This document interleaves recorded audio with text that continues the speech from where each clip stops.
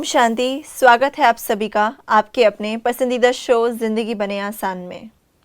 Inner healing में हम बात कर रहे थे बिलीफ सिस्टम पर कि हमने जितने भी बचपन से बिलीफ लिए हम उन्हें कैसे चेंज कर सकते हैं, और आज इस एपिसोड में हम जानेंगे कि हम नए बिलीफ कैसे क्रिएट कर सकते हैं।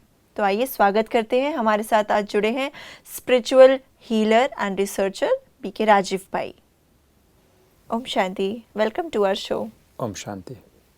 भाई जी, हमने पिछले एपिसोड में बात करी थी बिलीफ पे ही कि हम कैसे जो पुराने बचपन की बिलीफ है वही हमारे वर्तमान में नेचर और बिहेवियर को अफेक्ट कर रहे हैं। तो हम उन्हें कैसे क्रिएट, जो नए बिलीफ हैं उन्हें कैसे हम क्रिएट कर सकते हैं। तो क्या आप मतलब कुछ सॉल्यूशन बता सकते हैं उसमें कि हम कैसे छोटे छोटे स्टेप्स ले करके अपने नए बिलीफ पे वर्क कर सकते हैं। बहुत ही अच्छा प्रश्न है अनुष्का।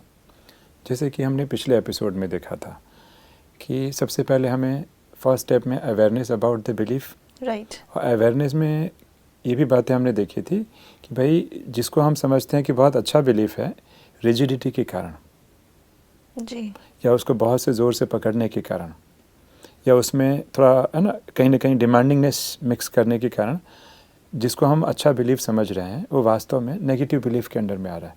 तो पहले तो ये अवेयरनेस में ये भी आ गया कि आपने बिलीफ को आइडेंटिफाई किया, और अगर बिलीफ आइडेंटिफाई हो गया है तो नेक्स्ट स्टेप में हमने ये भी देखा था कि हर बिलीफ के साथ कुछ ना कुछ इमोशन भी होता है। राइट।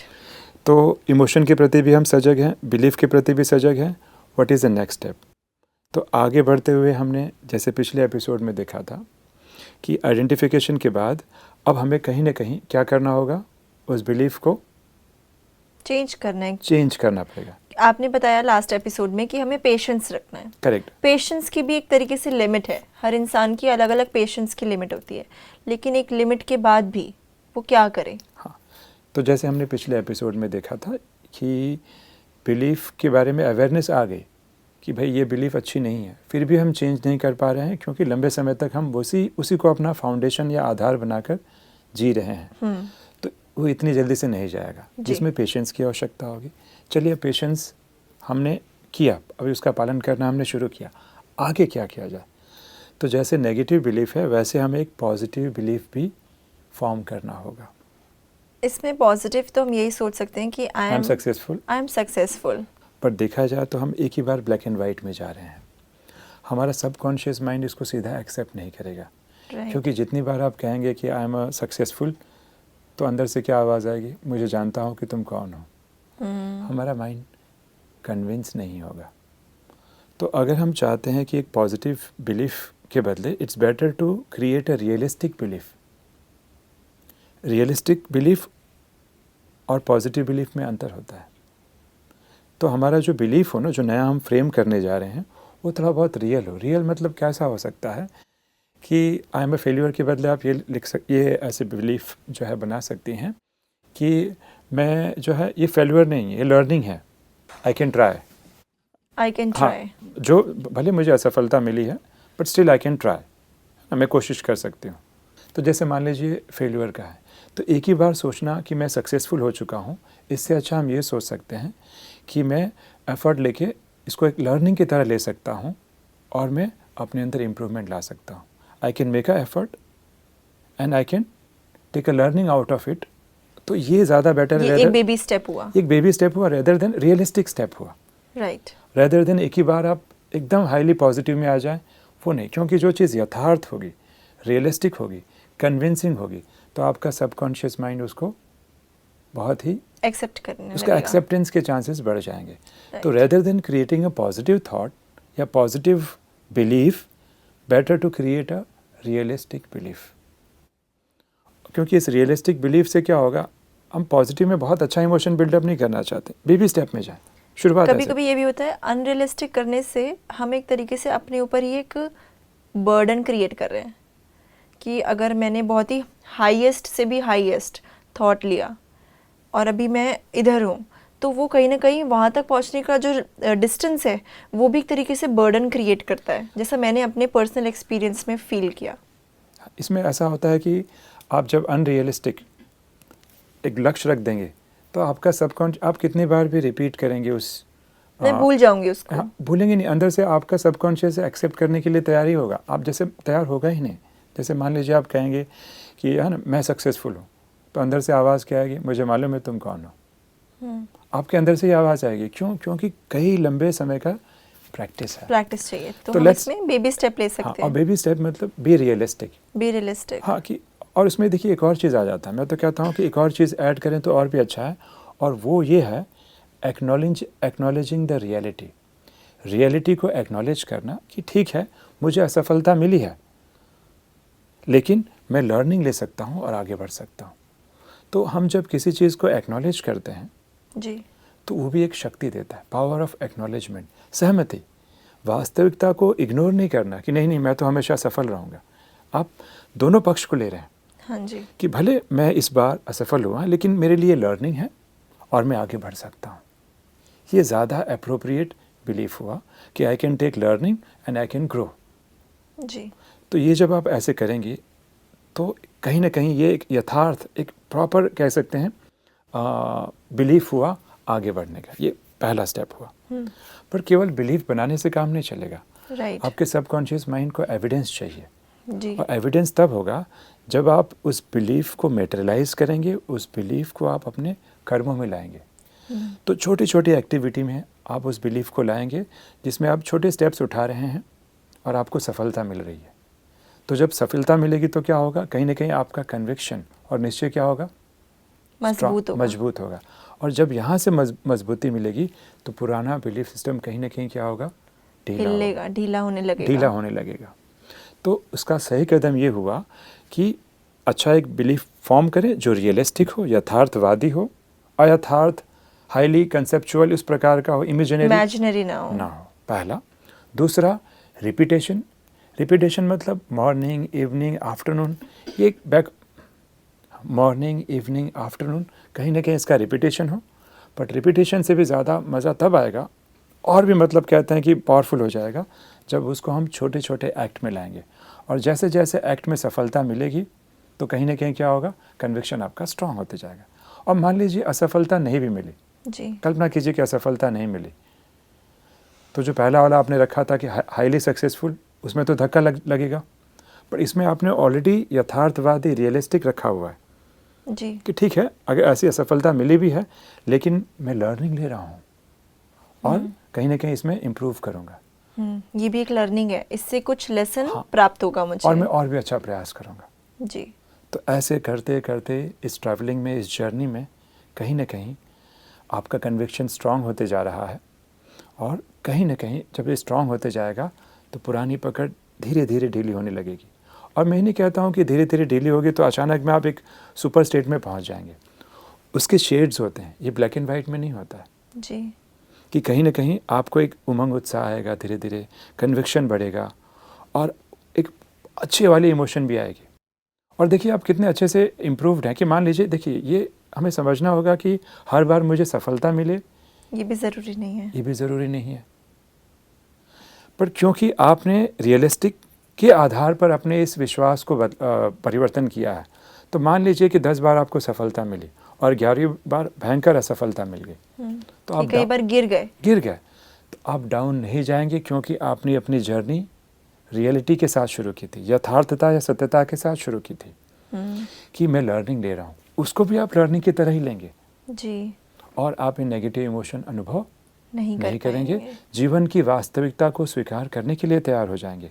और जैसे मैंने बताया था कि पॉजिटिव बिलीफ जो होता है वह फ्लेक्सिबल होता है। इसमें भी देखिए आप फ्लेक्सिबल हैं, ऐसे नहीं कि हर बार आप सफलता का ही सोच रहे हैं, असफलताओं को भी एक्सेप्ट करने के लिए तैयार है। एक तरीके से हमने नेगेटिव बिलीफ को ख़त्म किया, क्योंकि सिचुएशन आने के बाद भी हम पॉजिटिव रहे, हम डगमगाए नहीं, फ्लेक्सिबल रहे। दैट मीन्स हमारा जो पॉजिटिव बिलीफ हम क्रिएट कर रहे हैं वो कहीं ना कहीं पॉजिटिव बिलीफ क्रिएट हो रहा है। और इसीलिए आप पाएंगे कि कई बार क्या होता है कि साइकोलॉजी में, मनोविज्ञान में लोग क्या करते हैं, पॉजिटिव और नेगेटिव बिलीफ शब्द यूज़ करना पसंद नहीं करते हैं।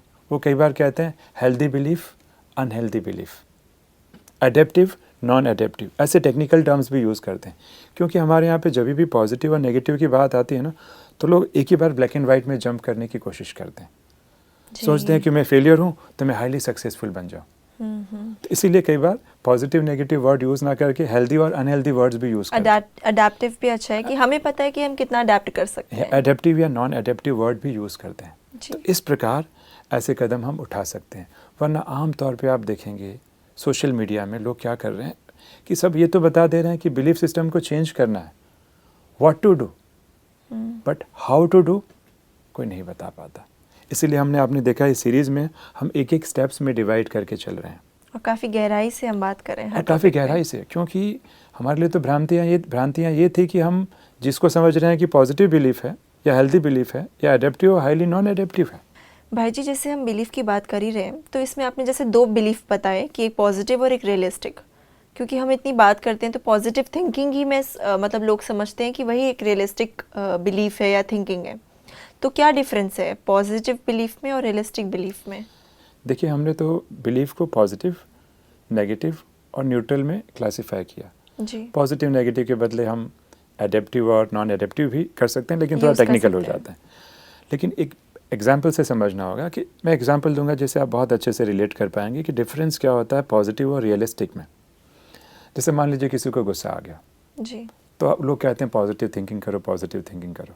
तो हम उसमें क्या पॉजिटिव थिंकिंग करेंगे? किसी को गुस्सा आ रहा है तो यूजुअली हम मान लीजिए हाँ, आप क्योंकि स्पिरिचुअल हो बेसिकली चुके हम हैं। कहते हैं कि हाँ। एंगर मैनेजमेंट करो, नहीं होता है कभी कभार। कभी होता है कि हम सुनाने का मन कर जाता है क्योंकि Correct. मे बी हम उतने नहीं हुए हैं Correct. अभी। पर मान लीजिए कि अभी आप स्पिरिचुअल ऑर्गेनाइजेशन की सदस्य हैं और आपको क्या पॉजिटिव थिंकिंग करेंगे? कोई सामने वाला गुस्सा कर रहा है तो क्या करेंगे आइडियली? भाई जी, ऐसे सिचुएशन में तो जो लोग हैं, ऑडियंस हैं, वो मोस्टली ये सोचते होंगे कि जो सामने वाला व्यक्ति इतना गुस्सा कर रहा है वो एकदम शांत हो जाए। यही गलती हम कई बार कर बैठते हैं अनुष्का, कि हम सोचते हैं कि एक ही बार शांत हो जाए। बट अभी आप खुद बताइए दोनों में अंतर क्या है? एक मैं सोच रहा हूँ कि वो व्यक्ति शांत हो जाए, पॉजिटिव पॉजिटिव ऐसे सोच रहा हूँ, और सब जगह आज एक भरमार लगी है पॉजिटिव थिंकिंग की। दूसरा ये, अगर मैं सोचूं कि वो जो गुस्सा कर रहा है उसका ब्लड प्रेशर कितना बढ़ रहा है, और ब्लड प्रेशर बढ़ने से वो अपना ही नुकसान कर रहा है। जी। अगर मैं ये सोचने लगूँ कि वो ब्लड प्रेशर बढ़ने से उसका ही नुकसान हो रहा है और ये रियल भी है कि सच में नुकसान हो रहा है, तो मुझे सामने वाले पे क्या आएगा? एक रहम आएगा। एक रहम आएगा। तो क्या लग रहा है, ये ज़्यादा इफेक्टिव काम करेगा कि रेदर देन मैं सोचूं कि वो शांत हो जाए, सब भला हो जाए, सब अच्छा हो जाए? क्या लग रहा है, क्या काम करेगी? उसके प्रति रहम भावना रखना ही एक अच्छा काम बट करना रहम होगा। किससे आया? रियलिस्टिक थिंकिंग से आया। तो मैं यही बताना चाहता था अपने ऑडियंस को भी कि आप पॉजिटिव थिंकिंग अच्छी बात है, पॉजिटिव एक बहुत ऊंची सोच हो जाती है, उसके पहले हम रियलिस्टिक थिंकिंग पे आए, then you can go to positive और व्हाटएवर जो हम सोचते हैं। That is the end of the goal. End of the goal, but start with realistic, क्योंकि यहाँ पे एक्सेप्टेंस बहुत ज़्यादा होगा। जैसे आपने एग्जाम्पल में देखा कि कैसे जब रियलिटी को आपने सोचा तो आपने रियलिटी को एक्सेप्ट करना चालू किया कि हाँ कि भाई ऐसे करेगा तो उसको नुकसान होगा। तो आपका, क्योंकि बिलीफ सिस्टम कन्विक्शन पे, निश्चय पे आधारित है, तो यहाँ पे कन्विक्शन के मार्जिन ज़्यादा है, क्योंकि हम रियलिटी में देख रहे हैं कि क्या हो रहा है, रेदर देन हम सिर्फ यही सोचेंगे भाई सब ठीक हो जाएगा, सब ठीक हो जाएगा। देखिए, सब ठीक हो जाएगा, उसके भी अपने बेनिफिट्स हैं, मैं उस पर नहीं आता हूँ, लेकिन रियलिस्टिक अप्रोच मुझे लगता है बहुत ही बेहतर तरीके से इस सिचुएशन में काम कर जाएगा। और साथ में मैंने एक और चीज़ मैं ऐड करना चाहता था, एक्नॉलेजिंग द रियलिटी, कि ठीक है मैं फेल हो गया, ऐसे नहीं कि हमें उसको देखना नहीं है। कई लोग क्या सोचते हैं कि मैं फेल हो गया तो बस उसकी तरफ देखो नहीं, इग्नोर करो। Ignorance is not the solution. Right, ignorance is not right. Suppression is not the solution. Ignorance या उसको इग्नोर करना वो सोल्यूशन नहीं है, लेकिन रियलिटी को एक्नॉलेज करना कि ठीक है मुझे असफलता नहीं मिली और मुझे इसे अच्छा नहीं लग रहा है, बट मैं इसे लर्निंग ले सकता हूँ। जी, लोग सप्रेशन और एक सहने को भी सिमिलर समझते हैं कि कोई अगर इंसान सप्रेस करे अपने इमोशंस को तो वो ये सोचता है कि वो सह रहा है। क्योंकि majority of the times, specially हमारी जो माताएं होती हैं, फीमेल्स होती हैं, वो समझती हैं कि किसी फीलिंग को दबा लेना, अपने इमोशन को एक्सप्रेस ना कर लेना, अंदर ही अंदर कूदना और दबा लेना, ये क्या हुआ? ये सहना हो गया। ये सहना हुआ ही नहीं। जी। आप प्रश्न पूछेंगे भाई जी, फिर क्वेश्चन पूछ। फिर सहना क्या हुआ? सहना मतलब ये होता है कि देखिए दो चीज़ें होती हैं, थिंकिंग एंड फीलिंग। जी। कि अगर हमने सहा होगा तो सहने के बाद आप मोटिवेटेड और एक बहुत आदर्शता की फीलिंग आएगी। लेकिन अगर आपने भावनाओं को दबाया होगा, यू विल फील हेल्पलेस। आप अपने आप को लाचार, असहाय और इरिटेटेड महसूस करोगे। तो जब भी आपने सहा होगा तो देखिए एंड रिजल्ट क्या हो रहा है, डिफरेंट है। और सेपरेशन में एंड रिजल्ट पॉजिटिव है कि नेगेटिव है? नेगेटिव एक है। नेगेटिव फीलिंग, हेल्पलेसनेस, काश मैं बोल पाती। तो सहना भी एक तरीके से नेगेटिव तो नहीं है? नहीं, अब मैं क्योंकि आप स्ट्रॉन्ग फील कर मैं रहे हैं बता रहा हूँ इसमें। कि क्या हो रहा है। तो अब पहले फीलिंग को हम देखते हैं। सहने में फीलिंग अच्छी है, मोटिवेटेड फीलिंग आ रही है। क्योंकि सहने में क्या हो रहा है, सहने में देखिए कैसे फील होगा। सहने में आपको ये महसूस होगा कि तुम चाहें तो तुम बोल सकते थे। आपका अंतर्मन क्या बोलेगा, मैं चाहूँ तो मैं बोल सकती थी, लेकिन एक आदर्श के कारण मैंने दिल से, एक बड़े दिल से एक सेक्रीफाइस किया। तो आपका अंतर्मन आपको रिस्पेक्ट देगा। वाह, मैं किस पर्सनालिटी के साथ रह रहा हूँ जो इतनी महान है। तो आपका अंतर्मन आपको रिस्पेक्ट दे रहा है और वो एक बहुत ही अच्छी फीलिंग आती है। भाई जी, आपने बहुत ही अच्छा बताया कि पॉजिटिव और एक रियलिस्टिक बिलीफ में क्या डिफरेंस होता है। पॉजिटिव एक तरीके से हमारा एंड गोल है और रियलिस्टिक उस गोल तक पहुंचने के छोटे छोटे स्टेप्स हैं। तो ये प्रैक्टिस करने से हम एक तरीके से पॉजिटिव बिलीफ तक पहुंच सकेंगे। तो रियलिस्टिक बिलीफ एक तरीके से ज़रिया है पॉजिटिव बिलीफ तक पहुंचने का, राइट। तो ये मुझे बहुत ही अच्छी लगी आपकी ये बात। और ये भी बहुत अच्छा लगा कि जो सप्रेस कर लेते हैं लोग इमोशंस को और उसको सहनशीलता का नाम देते हैं, तो वो बिल्कुल गलत है।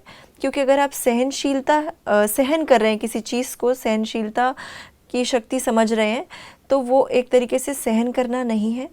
आप जब सहन फील करेंगे तो आप बहुत आदर्शपूर्वक रहेंगे, और अगर आप सप्रेस करेंगे तो कहीं ना कहीं आपको दुख रहेगा, कहीं ना कहीं आप बिल्कुल असहाय महसूस करेंगे। करेंगे। हमारे यहाँ तो कहते भी हैं कि सहना ही गहना है, और जो सहता है वह शहंशाह बनता है। जी। तो इसके लिए भी क्या चाहिए, बहुत बड़ा दिल चाहिए और हिम्मत चाहिए। Correct. बहुत ही अच्छा लगा आज आपके साथ बातचीत करके इस विषय पर। आज के एपिसोड के लिए आपका बहुत बहुत शुक्रिया। ओम शांति। ओम शांति। तो दोस्तों, आज के एपिसोड में हमने काफ़ी कुछ जाना एंड मैं उम्मीद करती हूँ कि आप सभी दर्शकों को बहुत रिलेट भी हो रहा होगा और लाभ भी मिल रहा होगा कि आपके मन के जो भी प्रश्न हैं बिलीफ्स को लेकर के कि आगे कैसे प्रोग्रेस करें, कहीं पे रुकावट फील करते हैं, तो आई होप आप सभी को इस सभी चीज़ों से, इन बातचीत से लाभ मिल रहा होगा। देखते रहिए इनर हीलिंग सीरीज़ और जुड़े रहिए आपके अपने पसंदीदा शो ज़िंदगी बने आसान में। ओम शांति।